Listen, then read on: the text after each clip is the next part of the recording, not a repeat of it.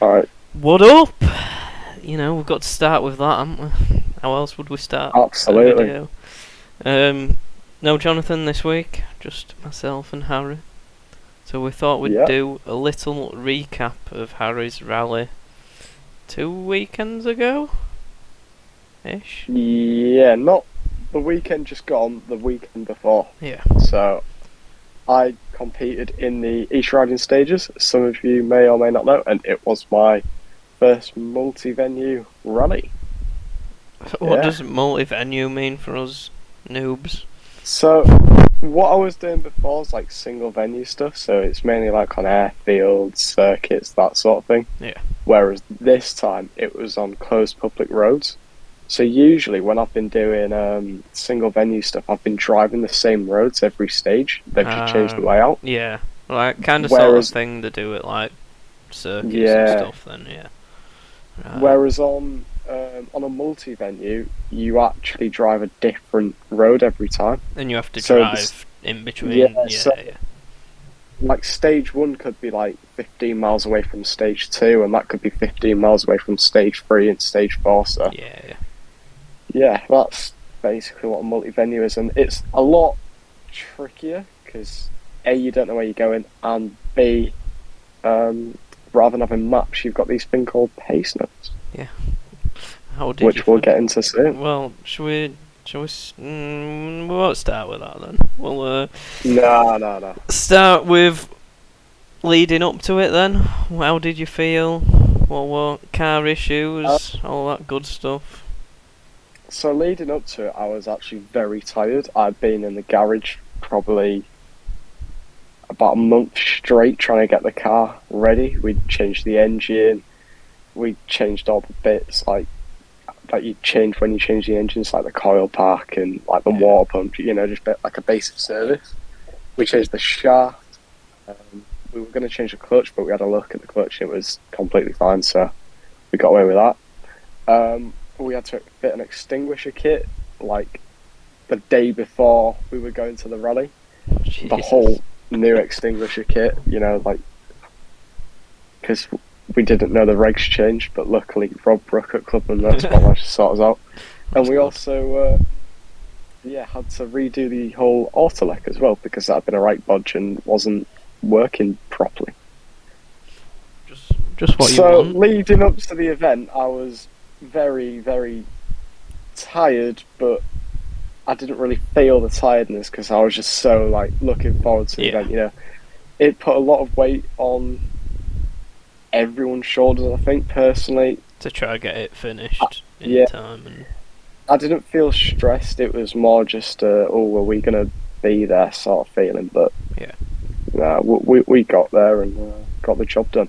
The most stressful part really was passing my driving test to do the rally. That's true. I completely forgot about that. that was a nerve-wracking day for sure. I can imagine. But when you're putting your trainers on, you feel like you're about to step in a boxing ring with like Mike Tyson or something. That's what it was like when I was putting my trainers on the morning to go do my test. Big feelings, but we got it. Got my test done, got everything sorted, and we got out and had a play. Yeah, well, it's obviously it's good that everything got done in time, isn't it? With how much you had to do. It's testament to you lot for pulling it off, I guess. Yeah, I mean, when we got to scrutineering, the autolec didn't work after we just rewired it. So what we had to do was because one of the wires coming from the alternator should have been going to the battery, but instead it was on the junction box that we put in.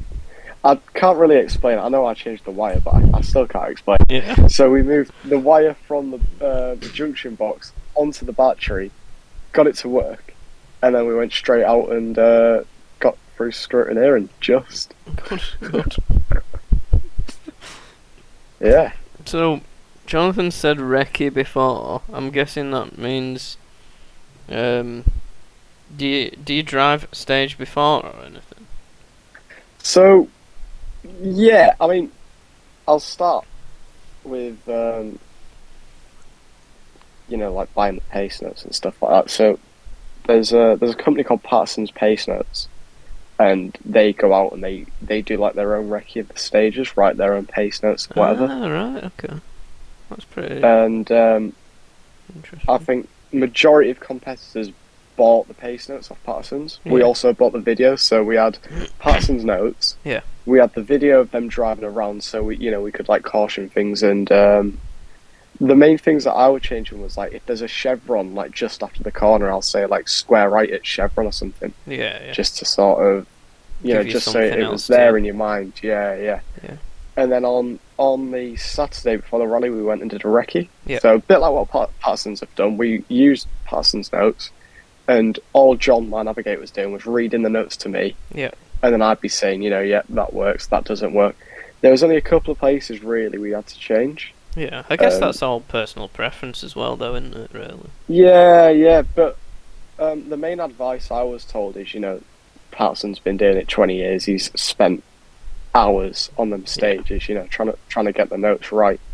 So try and not change, too much. But mainly, apart from cautions and stuff like that, there really wasn't a lot to change. So credit to Patterson's for that. Oh, that's good. But driving the stages on the Saturday, that was really good because it's something I've never actually done before. Yeah. And you're driving around, you're going past the postman who's delivering on the stage that you're doing, like in 12 hours time, 24 hours time, and it's a good feeling when you're going past house estates. You're coming into like 30 mph zone, so you're thinking, how is a rally going to run at here? Yeah. But no, it was really good. It was really enjoyable, and having that recce was a great part of the experience for me. Yeah, it's interesting stuff, isn't it? I didn't know I completely didn't think that'd even be a thing for pace notes, to be honest. No. But it makes sense that that's a thing. Yeah. So how did first time on pace notes go, I guess? You know what? I actually prefer driving on pace notes to driving on maps on the single venues because you know what's there without seeing it. Yeah. And when you've driven the stages on Saturday on the recce, you sort of know you can trust. You've the got note. A vague recollection of that kind of thing. Although you don't know it's there and you can't remember the corner from the day before. Yeah. You'd have known, you'd have changed that corner if it wasn't, say, a flat 6 right or something. Yeah. So that was always handy. The way I had my notes was 1 to 6, 1 being slowest, 6 being fastest, because that's how it is on the McRae games. Yeah. And the reason I did that really is so I knew what gear to be in for the corner. And it was a good gauge, to be honest with you. You coming into like a 4 right, brilliant. I'll just drop it into a 4. Yeah. Feed her in, get on the power, and because you know whether the corner's going to tighten or not, even before like you've seen it. Yeah. Because you've got tightens on the notes, whatever. You know when to be on the throttle, so that was really good. And it didn't really take a right lot getting used to be honest. I mean, the first stage I was a little bit cautious. Yeah. Because I'd never driven on pace notes, but towards the end of it, I was sort of getting to grips with it all and settled in really nicely. Yeah. It was a lot better because you could trust what you were doing. Yeah. It was big trust, but as soon as you develop that trust, you could do what you want. Yeah, I guess it's that, and combined with recce, it's kind of like how you do track days as well. Like you go out for sighting laps, which you're doing it at like half speed, but you're still getting that feel for, I can't go flat out around here or whatever. Yeah, well, it's handy when you've driven on the surface because you sort of familiarise yourself, with the conditions, the surface temperature and all that. And I mean, when you're doing the recce roughly the same time like you'd be doing the stages the next day, you kind of know what it's going to be like. Yeah, you can really gauge, how the stages are going to plan out. Yeah. Mm-hmm. How many stages were there? There was 8 stages and I did, I'm going to say 3.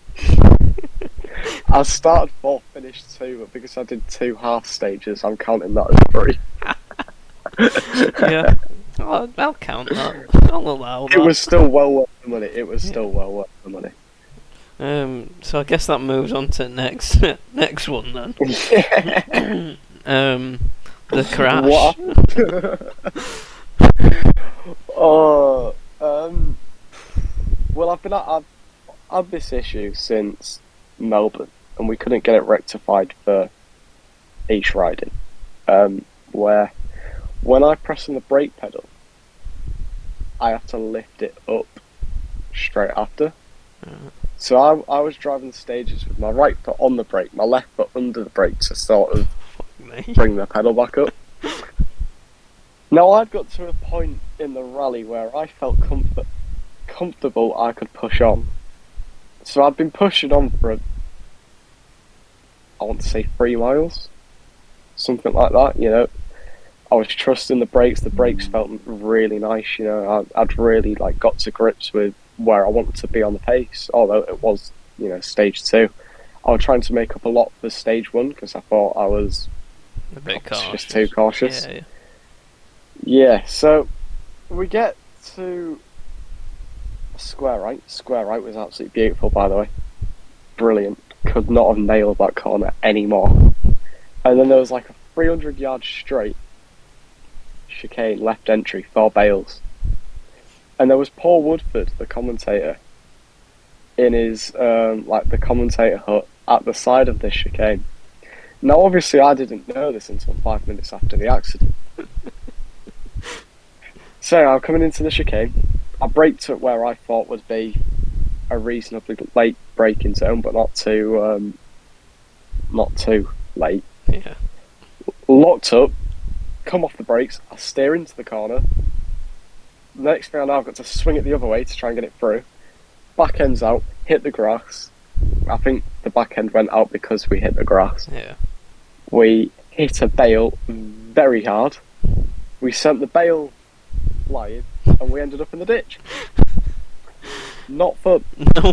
And then 5 minutes later, I realised that Paul Woodford's there in the commentary box, and he wants to have a word with me. So I popped in this commentary box. I had a little word with Paul Woodford, but that wasn't my finest corner in my rallying career, especially not my multi-venue rallying career. Yeah. I don't know. There was 2 minutes I was still in the car, absolutely raging at myself. Yeah. You idiot! Why have you done that? I mean, obviously a lot more language than that. Yeah. You get the gist. You know, you don't know who's watching. There could be kids watching, so I can't really say the words that I were saying. But yeah, there was a lot of words being said to myself by myself, and I'm there raging at myself, and my navigator's going, "These things happen." Well, yeah. I mean, you've got to do it at some point, haven't you? I know at the time you'll have been thinking, just stop talking to me, please. Well, at the time I didn't really think of it, of him saying that, and then looking back at it, I just think it's hilarious how he goes, "These things happen." Yeah. But yeah, minimal damage, to be honest, after that crash. Just cosmetic, and we smashed the passenger side window. Oh, right, okay. But further on from that stage, after the last car and the sweeper car had gone through, we managed to get the car out and drive through the stage ourselves. Yeah. So anyway, we get out the stage, and a couple miles into the road section, there's a big backfire, and the car just had no poke, so I just stopped it. Rang my service crew up because they were heading to service to come and look at the car and try and get it sorted to go back out. Yeah. It was like, "Don't bother, get here, come and help us." So anyway, they came across. I've got a photo of the car on axle with the jack underneath it on some B road, bit of beach riding near Hornsey. We're having to wave cars coming past us. We've got the van there, the rally car up on jack. There's all these mechanics around it, and then we had just a car behind us that had a couple of supporters in. My dad were in that car as well. But to see that, it was like we was on the Roger Albert Clark Rally or something, you know, the RAC. When you can see all the cars with the chase cars after stage, whatever, it was a good thing to see. It was all part of the experience, Yeah, but it's it's not good. something I want You to don't want to do it every time. keep. Yeah. Yeah, Which is, I think that's yeah, understandable. yeah. Very So understandable. yeah, I'm going to move on to the next bit that uh, Jonathan wanted to cover, which Yeah. is getting back out, as that covers what my next bit was anyway. Yeah, yeah. So we got the car running.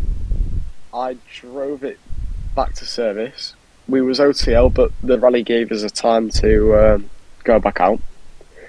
So we went back out, did stage 5, which was a repeat of stage 1. Mhm. That was, really nice. I was a bit cautious because I didn't want to go off. Yeah, yeah. But we took 5 seconds out of my first stage Oh, time that's anyway, good. so that's good going. Yeah. And then stage 6, which was a repeat of stage 2, which I binned. The car just did not sound right as we set off. There was like a weird fuzzy sound, but like, I don't think if you'd have jumped in the car, you couldn't have, you couldn't tell Yeah, you that could only it tell was because you'd been driving it. different. Anyway, Yeah, yeah, yeah. because I was driving it, and I get quite, paranoid on rallies about things going Yeah, wrong. you always do when even just doing track days. Any noise you hear, you're like, that doesn't sound normal. Yeah, well, I said to my navigator, something doesn't sound right there. It just doesn't sound right. And he's going, oh, just drive on. We'll sort it at the end of the stage. Anyway, we got past Paul Woodford's commentary box at the. Well, at least you made it further that time round then. We did another chicane after that. We did a square left. Bearing in mind, in this square left, right, the back end comes out. So I swung it the other way. Then I had to swing it back that way, and then I swung it so it was straight. Got to a point where I thought the wheel was straight. Nope, straight into the ditch, and I had to steer back out of it. And as I'm driving off, as these spectators watch, I'm like, I don't know. They're laughing their heads off. I'm laughing my head off, and we're just diving through this stage. I'm thinking, oh, you know what? We're going to finish this stage this time. We're going to have a good go. No, that backfire happened again, and we broke down, and we couldn't get it running this time. The course closer overtook us, so that was our rally over, which is a shame. Yeah. And it's really not the way I wanted to end my East Riding Stages rally, especially not the first one. No, I mean, at least you've got some good memories from it, though, I guess. Exactly. Yeah. That's what it's all about. But, I mean, the experience of it was something else. You've been there at Scrutineering, like, bearing in mind Scrutineering's like 5 miles away from the actual service area. Yeah. So you've got to drive on the road sections of Scrutineering, and then when you're there, there's like media teams and stuff like that, and they all want to interview you. They all want to know, they all want to see what you feel, what you have to say, what you're thinking about the event. And it was just great. I mean, even on Sunday when we were driving around on the road section, there's just locals that taking pictures of us and waving and stuff. It was just a great feeling to think, they're there to see us, and they want to see us here and it's just nice to be part of that atmosphere, isn't it, really? Yeah. Well, it was a big thing for the community. I think there was only one person who didn't like it. Everyone else, they were really happy with it. There was one person, I think, who said that they were going to drive through the stage as normal, like they would any other day. So, wow. I don't think that went too well. Yeah, I'm sure it didn't. But yeah, other than that, it was genuinely just a really good experience. Yeah, no, that's good to hear. Loved it. It was well worth the money for the 2 point whatever stages I did. So, yeah. Good. So Jonathan's just texted me and said that his girlfriend wants a shout out. So Fee, here is your shout out. There you go. Yeah.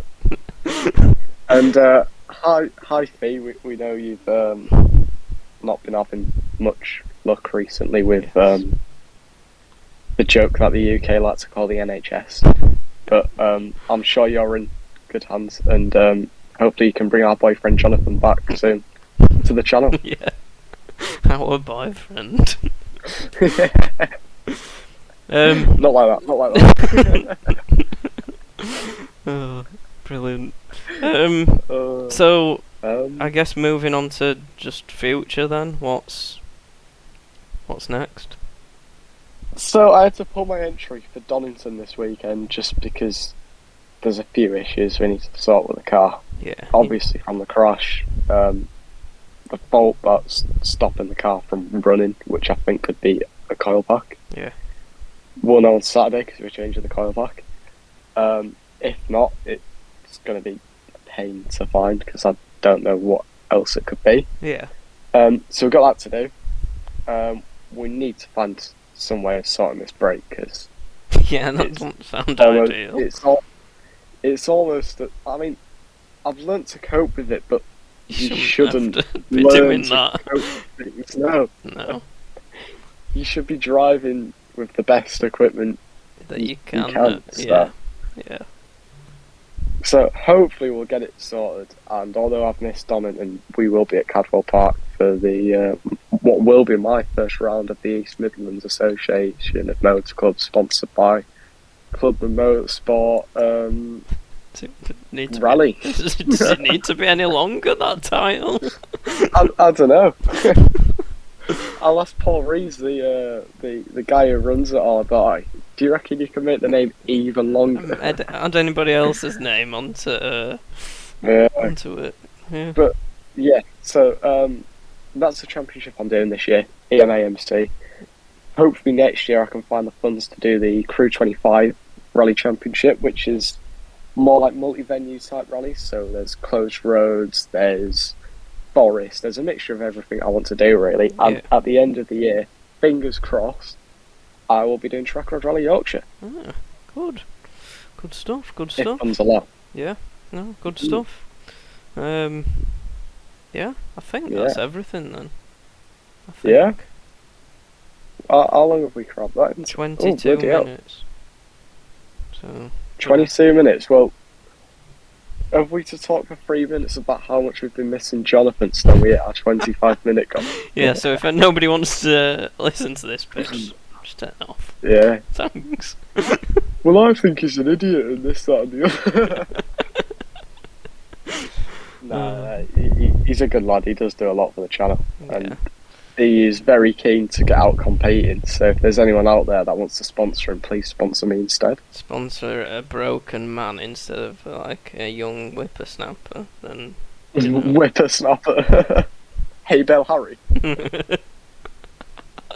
Well, Better there you go. Upside Down Harry, which was my previous one. Yeah. It's getting slightly better then.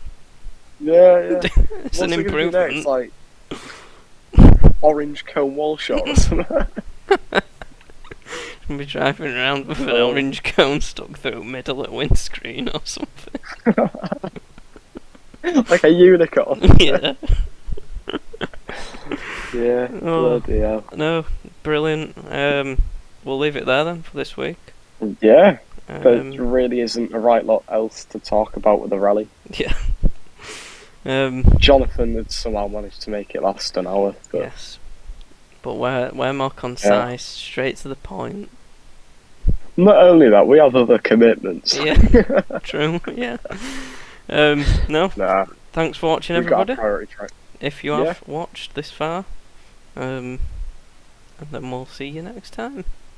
Goodbye. See you. Adios. Have fun.